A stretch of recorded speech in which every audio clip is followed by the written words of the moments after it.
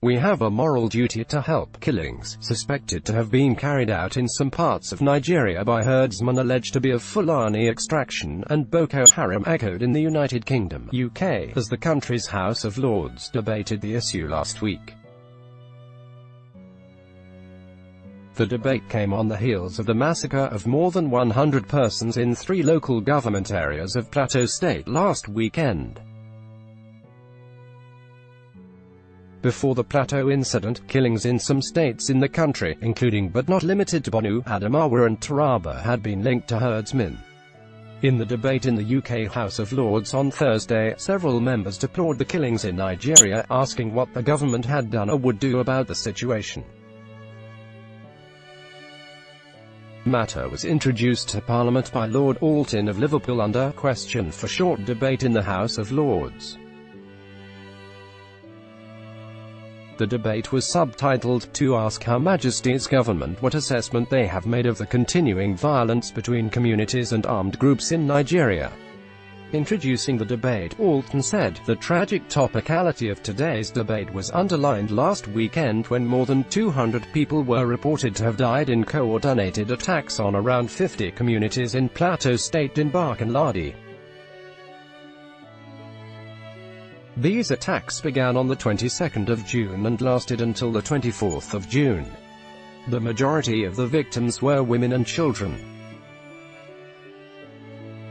At one location, 120 were killed as they returned from the funeral of an elderly member of the Church of Christ in Nations. A dawn-to-dusk curfew was established and, as I heard first-hand yesterday from the Honourable Raymond Shawulukwu, a member of the Nigerian Federal House of Representatives, the area remains tense. This most recent episode is shocking, but it is also the latest in an extended pattern of violence that has become all too common across Nigeria, particularly in the Middle Belt and increasingly in some of the more southern states." Last week, Sam Brownback, the United States Ambassador at Large for International Religious Freedom, was in Nigeria. On a single day during his visit, there were 6 suicide bombings by Boko Haram, the largest number ever on any single day. As we will hear later from my noble and courageous friend Lady Cox, who has visited these areas, these attacks have been systematic and go on unabated. Human rights groups such as CSW have catalogued every reported attack. While it may not be definitive, the list attempts to provide as comprehensive a record as possible of known attacks and of the death toll in the Middle Belt during the first quarter of this year, underlining the critical need for urgent and effective intervention. I have sent many of these details to ministers, but in the interests of time I will just give the House a snapshot from a few days in April of this year. On the 10th of April, 10 people were killed in Ukum in Benue State. On the 10th of April, 51 were killed in Wakari, Taraba State. On the 12th of April, 41 were killed in Ukum, Benue State. On the 12th of April, 2 were killed in Makurdi in Benue State, and another 41 were killed in Ukum in Benue State. The charity Aid to the Church in Need, on whose board I sit in a pro bono capacity, has also documented appalling acts of violence which I have sent to the government. In April, during early morning mass, militants attacked the parish in Makurdi, killing 2 priests and 17 members of the congregation. ACN has also highlighted the 15,000 orphans and 5,000 widows in the northeast, an area that has come under repeated attack from Boko Haram. I would be grateful to hear from the Minister what humanitarian aid we have been able to provide for victims. CSW reports that in the first quarter of 2018, Fulani herder militia perpetrated at least 106 attacks in central Nigeria. The death toll in these 4 months, purely from herder militia violence, stands at 1,061. An additional 11 attacks recorded on communities in the south of the country claimed a further 21 lives. One spokesman said, "It is purely a religious jihad in disguise. Between the 1st of January and the 1st of May this year, there were 60 such attacks." However, compared with the recent escalation in attacks by well-armed Fulani herders upon predominantly Christian farming communities, the asymmetry is stark and must be acknowledged by the UK government in the characterisation and narrative of this violence. Given the escalation, frequency, organisation and asymmetry of Fulani attacks, does the minister believe that the references to farmer-herder clashes still suffice? In the face of the reports of violence collected by impartial human rights groups, there is no place here for, as it were, moral equivalence, nor is it sufficient for the government merely to urge all sides to seek dialogue and avoid violence. I would urge the noble Baroness to revisit the narrative, conduct her own assessment and either confirm or dispute the data that I have given to the House already. I know other noble lords will do the same. Some local observers have gone so far as to describe the rising attacks as a campaign of ethno-religious cleansing. Armed with sophisticated weaponry, including AK-47s and, in at least one case, a rocket launcher and rocket-propelled grenades, the Fulani militia have murdered more men, women and children in 2015, 2016 and 2017 than even Boko Haram, destroying, overrunning and seizing property and land, and displacing tens of thousands of people. This is organized and systematic. We must ask where this group of nomadic herdsmen is getting such sophisticated weaponry from. I wonder whether the minister has had a chance to look into this. If not, will she give an undertaking to do so? While recognizing the complex, underlying causes of this violence, we must also acknowledge a growing degree of religious motivation behind the violence. The local chapter of the Christian Association of Nigeria recently revealed that herdsmen have destroyed over 500 churches in Benue State alone since 2011. Perhaps the minister could also respond to reports that during many of these well-planned attacks by Fulani militia, their cattle are nowhere in sight, and they are often reported by survivors to have shouted Allahu Akbar during these attacks. Perhaps the minister can comment on this undoubtedly sectarian aspect of the escalating violence. Beyond intermittent verbal condemnations, I cannot see much practical action that has been taken to end the violence, which has emboldened perpetrators even further. Moreover, in the light of such an inadequate response thus far, communities will begin, and indeed already are beginning, to feel that they can no longer rely on government for protection or justice, and a few take matters into their own hands. In the words of an Anglican canon in the Middle Belt, why do so many security service personnel spend the time guarding our politicians, rather than protecting our people? I also put on record a recent statement to President Buhari issued by the Catholic Bishops' Conference of Nigeria. Army Chief of Staff and Defense Minister, Lieutenant General Theophilus Y. Danjuma, who stated that the armed forces were not neutral, they collude in the ethnic cleansing in riverine states by Fulani militia. He insisted that villages must defend themselves because, depending on the armed forces, will result in them dying, one by one. The ethnic cleansing must stop in all the states of Nigeria, otherwise Somalia will be a child's play. I would like to hear, therefore, what practical steps the UK government are taking to work with the government of Nigeria in developing effective solutions to bring an end to this escalating violence. Can the minister tell us whether there is a strategic plan and what representations have been made directly? I know that finding solutions is complex, but there is nothing to stop the minister calling on the government of Nigeria to recalibrate security arrangements and to resource the forces as a matter of urgency, in order to offer sufficient protection to vulnerable communities. As I close, I thank the noble lords who are participating in today's debate, and go back to where I began, to the more than 200 people, mostly women and children, who were killed in sustained attacks on 50 villages by armed Fulani militia just this past weekend. People are dying daily. On the 18th of June, the Archbishop of Abuja referred in the Telegraph to what he described as territorial conquest and ethnic cleansing, and said, "The very survival of our nation is at stake." This alone should serve as a wake-up call. Are we to watch one of Africa's greatest countries go the way of Sudan? Will we be indifferent as radical forces sweep across the Sahel seeking to replace diversity and difference with a monochrome ideology that will be imposed with violence on those who refuse to comply? We must not wait for a genocide to happen, as it did in Rwanda. Ominously, history could very easily be repeated.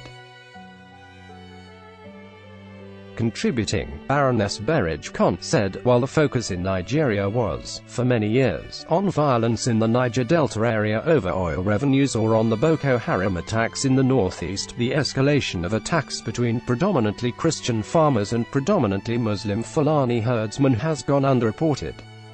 As the noble lord has outlined, in only the past week, as many as 200 Christian farmers were killed in Central Plateau State, but the crisis between farmers and traditional herdsmen is not confined to Nigeria.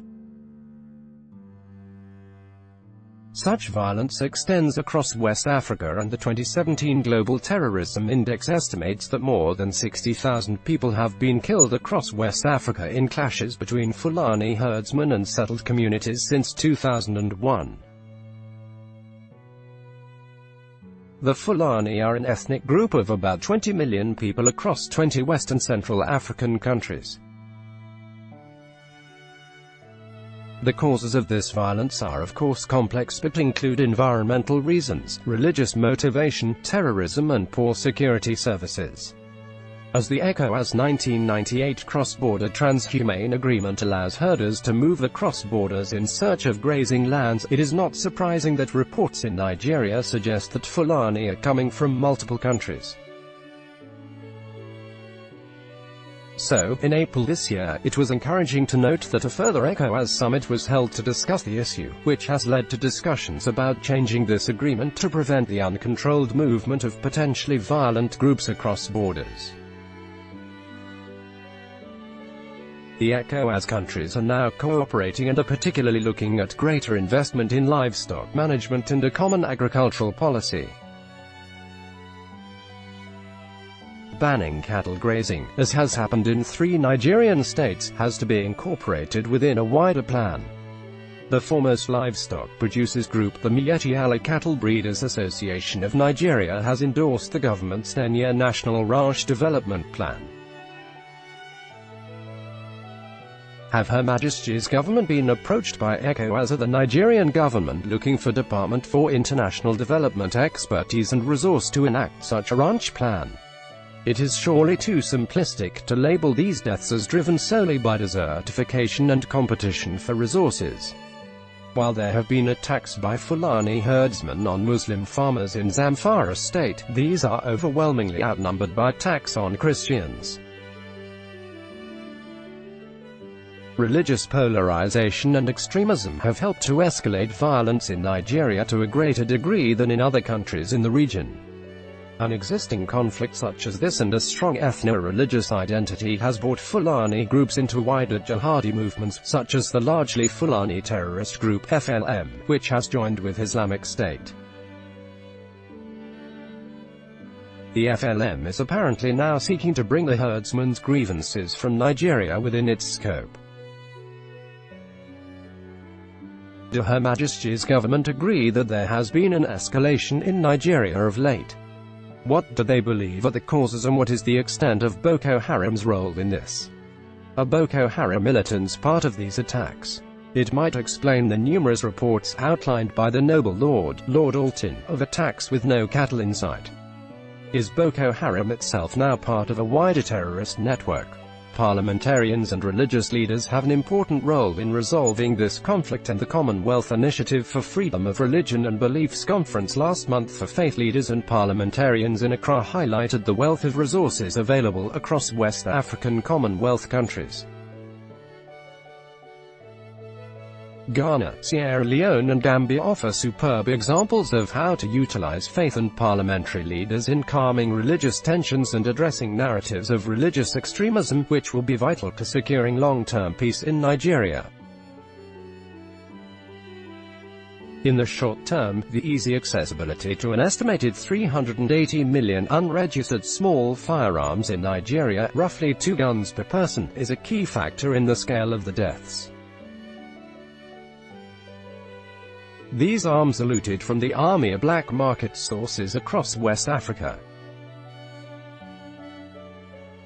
Parliamentarians in Nigeria are currently trying to coordinate a meeting of regional parliamentarians connected to the respective security committees to discuss ways of checking the flow of arms around the region. Could the minister outline whether the Secretary-General of the Commonwealth Parliamentary Association or the Inter-Parliamentary Union can be resourced to help this important parliamentary initiative? The potential for this violence to spread is of concern to us all, and I suspect some of the victims are relatives of British Nigerian diaspora, but the 2019 presidential and parliamentary elections in Nigeria provide the best opportunity for Nigerians themselves to demand a government deal with this crisis. On my one visit to Nigeria, I witnessed that talk radio, civil society and religious groups in the south, especially churches, are hugely influential. I had the privilege of addressing an audience of 1 million people physically there. I hope the Nigerians, especially Nigerian Christians, will realize that much more of the solution is in their hands than they perhaps realize. Also speaking, Lord Chiji, LD, stated, there has been a long history of disputes between nomadic herders and farming communities across the Sahel. In Nigeria, attacks are now occurring with such frequency, organization and asymmetry, as mentioned by the noble Lord Alton, that references to farmer-herder clashes are wholly inadequate. Armed with relatively sophisticated weaponry, particularly AK-47s, the Fulani herder militia is thought to have murdered more men, women and children, between 2015 and 2017, than Boko Haram. It has overrun and seized property and land, and displaced tens of thousands of people. In 2017, herder militia claimed 808 lives in 53 villages in southern Kaduna alone, burning down over 1,400 houses. As pointed out by the noble Baroness, Lady Berridge, during most of these well-planned attacks, herders' cattle were nowhere in sight. Over 180,000 people in Benue State are currently living in IDP camps because the herder militia violence has displaced them. More than 500,000 displaced people are living in temporary accommodation, and over 80,000 school-age children are living in IDP camps with no access to education. Attacks continue unabated, with seemingly little government action. This has entrenched impunity. Apart from verbal condemnations, there has been no action to end the violence. No attacker has been brought to justice. With perpetrators emboldened, attacks by herder militia have now spread to southern Nigeria. No longer able to rely on the government for protection or justice, communities are seeing a growth in vigilantism and retaliatory justice. The growth in murders of villages and community leaders in Benue has also led to calls for President Buhari to consider his position, and for the reassessment of security arrangements as a matter of urgency. As mentioned by the noble Lord Alton, on the 24th of March this year, the respected former Army Chief of Staff and Defense Minister, Lieutenant General Theophilus Danjuma, stated that the armed forces were not neutral and that they collude in the ethnic cleansing of riverine states by the Fulani militia. Earlier this week, I too had the opportunity to meet with the Honorable Kwuem Riman Shawulu, courtesy of the advocacy organization CSW. The Honorable Shawulu is a member of the Nigerian Federal House of Representatives in Taraba State. Among his wide-ranging writing and editorial activities, he is currently chair of the National Assembly Army Committee, which gives him unique insight into Nigeria's current security challenges. In our discussions, he was able to rebut the claim that the anti-grazing laws are the cause of the spread of violence. The only states with anti-grazing laws are in fact Taraba, Benue and Ekiti, yet attacks have been occurring over 10 states. For example, in Plateau State, where there are no anti-grazing laws, there have been many killings, including last weekend, as mentioned by the noble Lord Alton, when over 200 civilians were reported killed. Interestingly, while there is some evidence that some of the violence has a religious dimension, the Honorable Shah Wulu argued that the only affected area was Adamawa State, which is predominantly Christian. Other areas with similar land and other resources have suffered no attacks, be they Christian or Muslim. I urge the government to act now, working alongside the Nigerian counterparts and fellow Commonwealth members, particularly while the UK holds the post-CHOGM chair in office. I suggest that DFID might examine the aid program to Nigeria to ensure that provision is made for the communities that have been victims of the Fulani attacks. It should also ensure that minority communities in the north affected by Boko Haram attacks have access to humanitarian aid. There are also issues such as collective Commonwealth support in promoting the non-discriminatory and even application of the law to restore and strengthen faith in the law. The attacks the Nigerian people are suffering can surely be mitigated, if not eroded, with the support of the agencies of the UN, the United Kingdom and the Commonwealth, the faith community and international NGOs.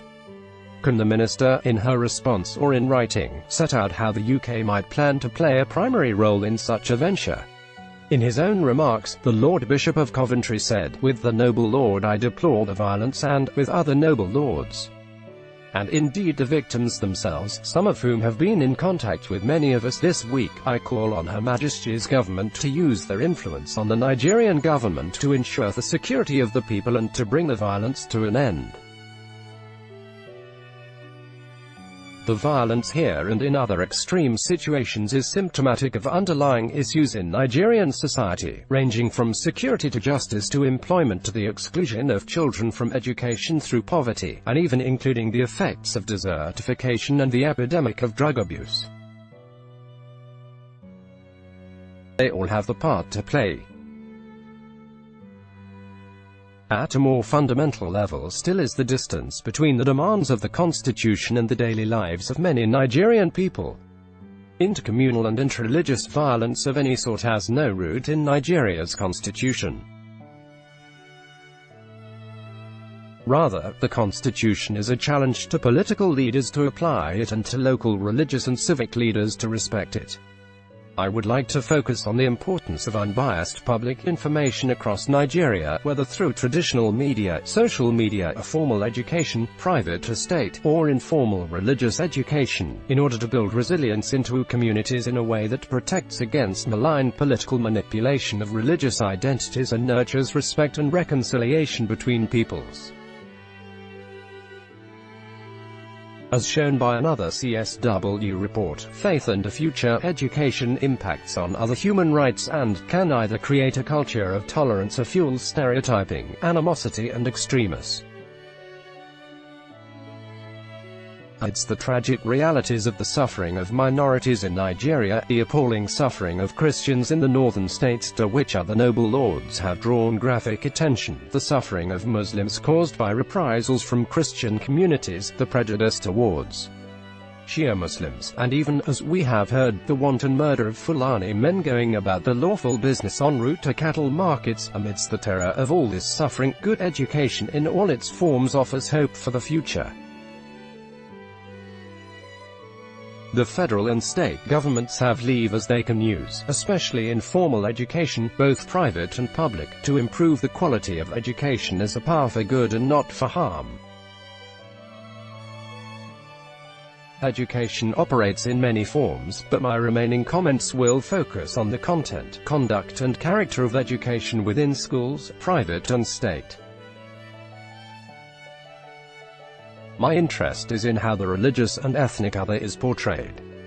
This includes not only the content of religious education that students receive about their own religion and the religious and ethnic identity of others, but the way that content is taught, the way people from minority communities are themselves treated in schools, whether they are afforded the full constitutional rights, together with the character of the educational experience throughout the school. Is it cultivating a culture of respect? My understanding is that each state education department has an inspectorate division. This gives a strong lever to monitor the delivery of education according to the principles of the Constitution and the guidelines set at federal level. There are some hopeful signs on the ground. The governor of Kaduna State is pursuing a thorough process of educational reform in which he recently dismissed large numbers of unsuitable teachers and recruited even larger numbers of qualified teachers, increasing their allowances to incentivize teachers to work in rural areas.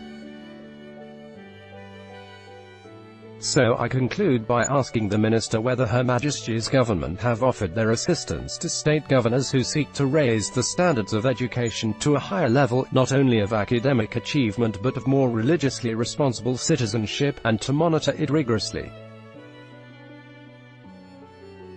Baroness Stroud-Kahn, in her contribution to the debate, said, "As we have heard, historically attention has been focused in the north of Nigeria, with the much reported rising number of attacks by Boko Haram. But over this last weekend, as we have also heard, violence between the mostly Muslim Fulani herdsmen and Christian farmers in central Nigeria, the Middle Belt, killed 200 people and destroyed countless houses. I share the concern of the noble Lord Alton, about escalating religious violence against Christians and violations of freedom of religion and belief, which are largely unaddressed by the state. Ethnic and religious relations in Nigeria have always been a delicate balancing act, but these ongoing tensions with this outbreak of violence are as much products of poverty and inequality across the country as they are of deep-seated division. If we want to address issues of safety and security in Nigeria, we also need to address the inequality that modern Nigeria faces. Almost 87 million people in Nigeria live in extreme poverty, on $1.90 a day or less, and this number has increased over time, making Nigeria the country with the highest number of people in extreme poverty in the world. Nigerian government figures show that between 1980 and 2010, the number of people in poverty increased by 153%, with nearly 5 million people facing